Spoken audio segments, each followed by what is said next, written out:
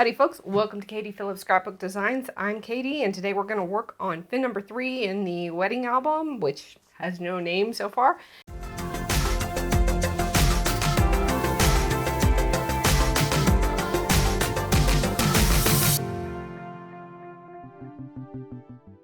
I've already made the cuts. I will put the cut measurements down here in the lower thirds as I'm going along. If you enjoy this video, don't forget to hit that like button and subscribe to my channel. I release new videos twice a week. And if you have a question about this album, go ahead and ask me in the comments down below. I'll be happy to answer it. And in the description box down below, I'll have links to all of the previous videos in this album, as well as any of the materials that you can purchase online.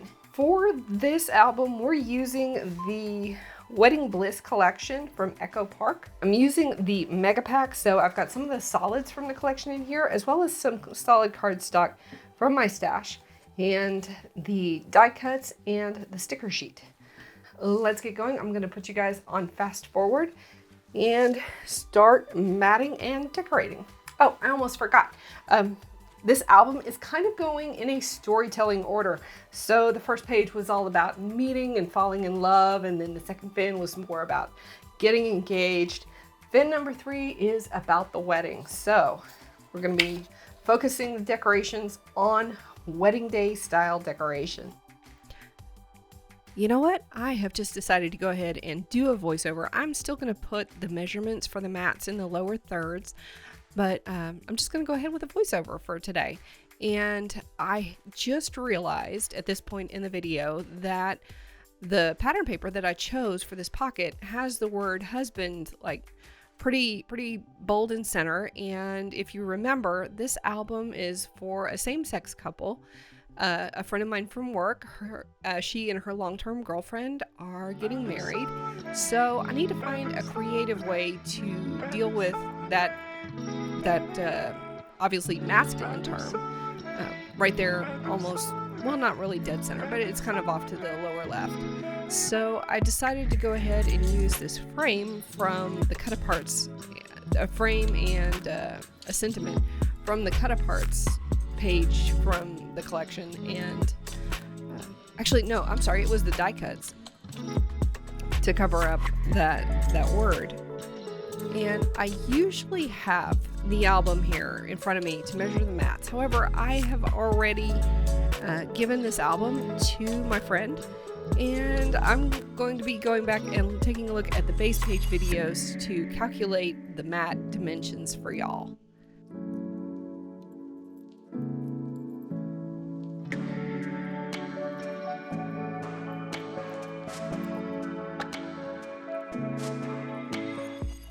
Now for this little wedding day sentiment, I've got a lot of options for dimension. I could use foam squares, I could use card or chipboard, or I could use cardstock, which I'm going to go with cardstock here because I don't want a whole lot of dimension on this. It's going to be underneath a flap, and there are also going to be other elements with more dimension on them built on top of this. So I want to pop it up just enough to make it stand out a little bit without putting too much volume on the album. So I've got a couple of questions for y'all. My first question, it is the end of August right now, and I am making Christmas cards. And I make a lot of cards, and I use the scraps from my various scrapbook mini albums for card making. And is that something that y'all want to see?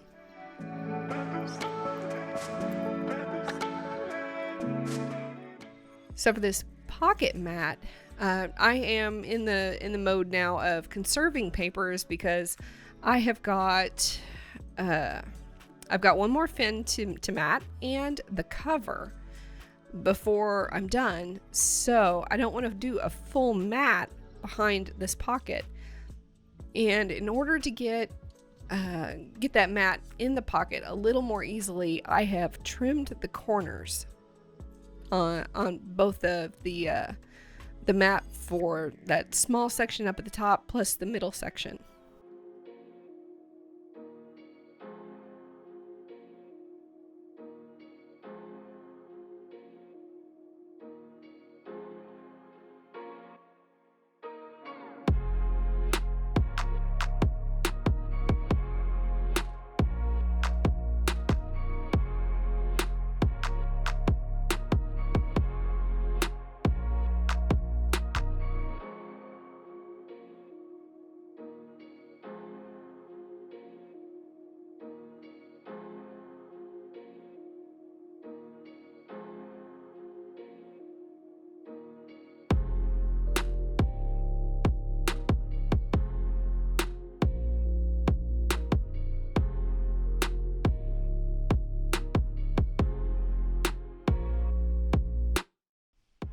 Now, this is just some cardstock from my collection. This wasn't part of the Echo Park collection, so I didn't have a problem with the paper tearing on the Echo Park collection like I did with the cardstock. And I don't remember if this is the Recollections cardstock or leftover from the Paper Studio.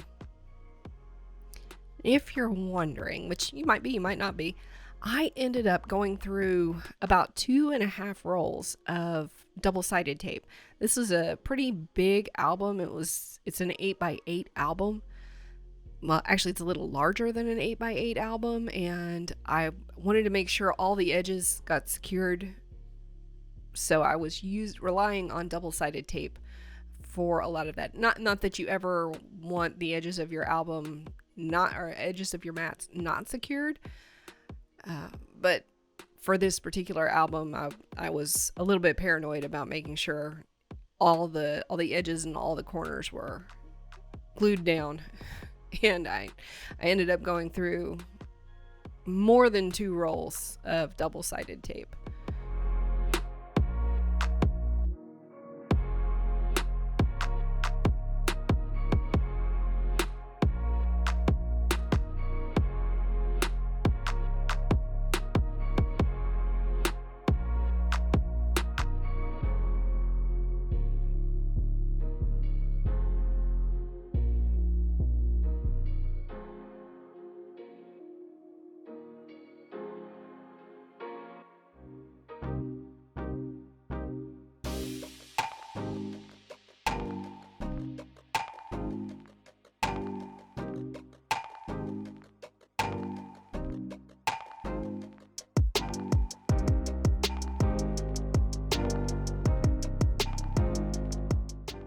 And I really should have trimmed that strip with my paper cutter, measured it out and trimmed it that way.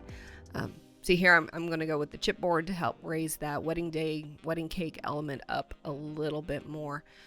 But with that strip behind it, I wish I had measured it out and used my trimmer in order to cut it, because the edges are uneven with the mat and it's bugging the crap out of me. But I'm about to find a solution for that.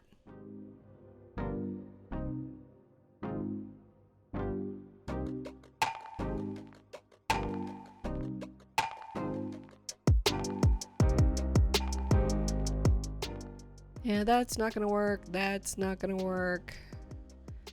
I've got to have something sitting up here somewhere. Yeah, that's not going to work either.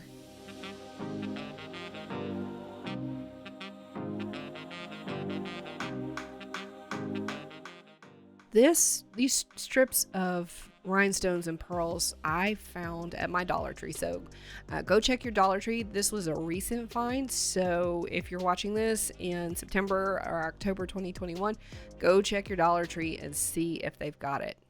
But this was pretty effective at hiding how uneven that strip was.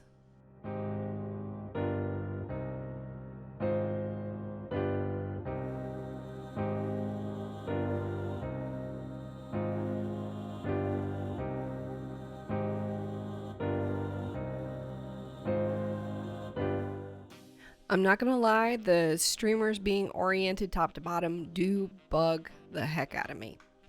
However, I was starting to run low on pattern paper, and like I mentioned, I still had another fin to go. I had the cover.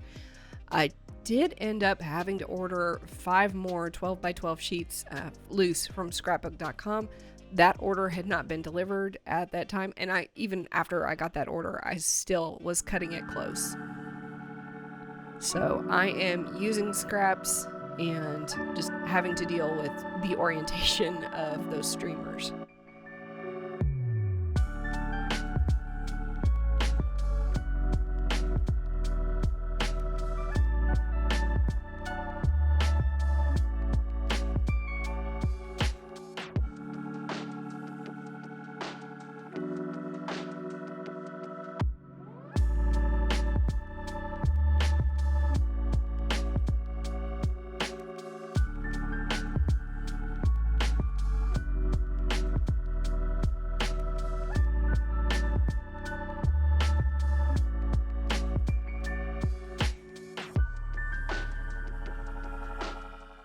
So I have recently started using a second camera in my filming just to give another angle on the process. Leave me a comment below. Let me know what y'all think of using a second camera just to get that second look. I really like this tab right here. When I saw that tab, I knew I had to use it here because this was going to be a flap. It was going to be something that could open, and putting that tab right there just seems to call out, hey, open me.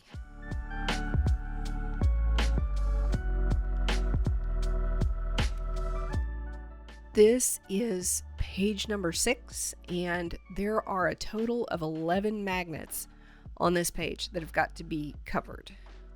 So you can see the first 3 here. There are 3 more on the back of the page behind it, and there are 2 more on the base page plus 3 on that accordion.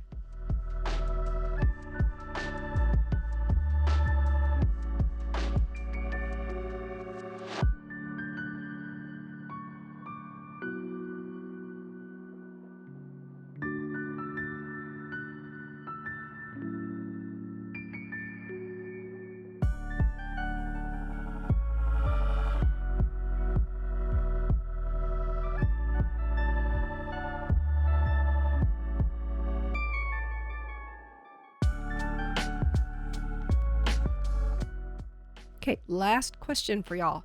What do y'all prefer? Do you prefer fast forwarding, or do you prefer a longer video with projects in real-time speed? See, there the banners are going to be right side up and going the right direction.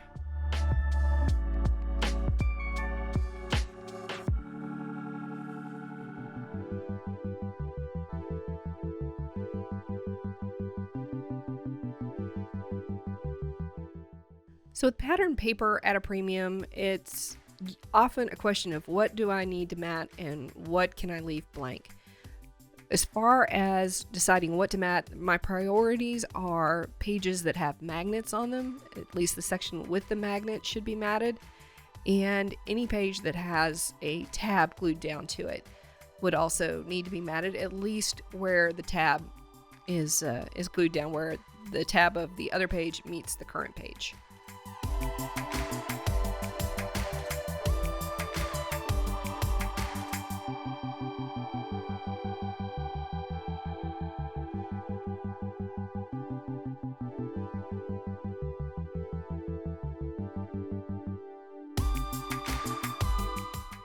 Most of the time when I'm matting behind a pocket, I use glue because it's got to be slid into the pocket, and that glue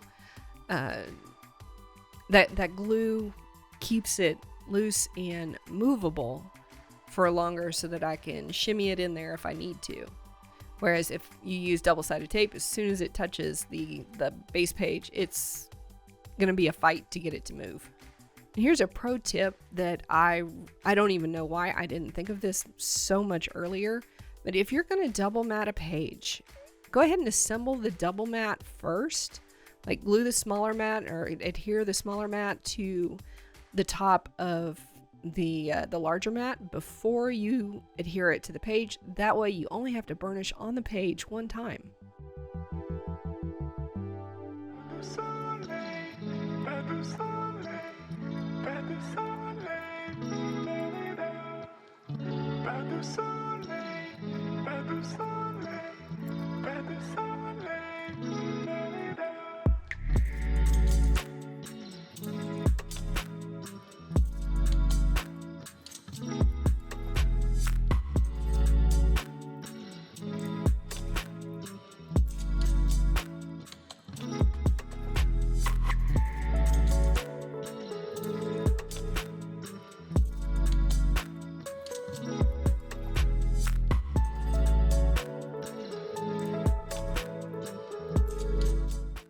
My thought for this page would be, or was, that this would be a good spot for photos of the vows, and that was my reasoning behind choosing this 3x4 card to cover the accordion.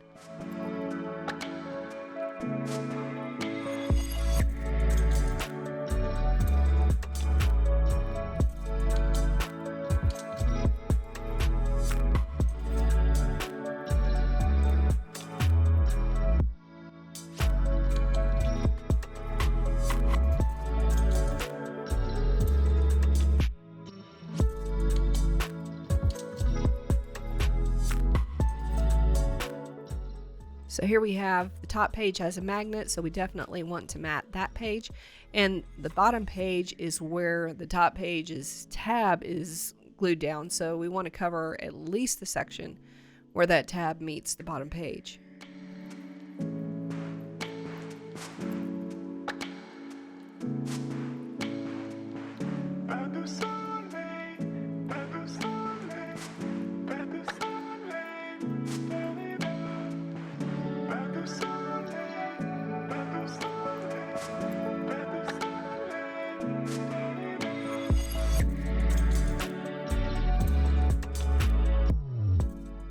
And now we have a page with a magnet at the bottom and a page with a magnet and a tab at the top, so we need to cover both of those.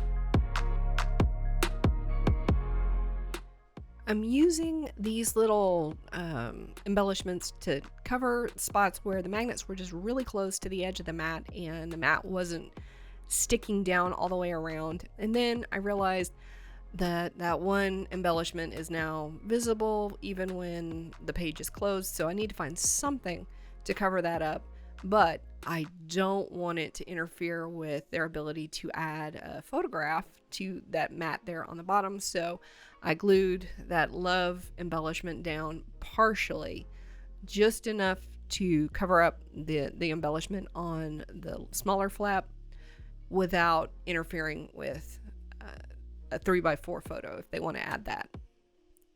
And I thought this tag had some really cute references to the vows, so it was perfect for this section of the album.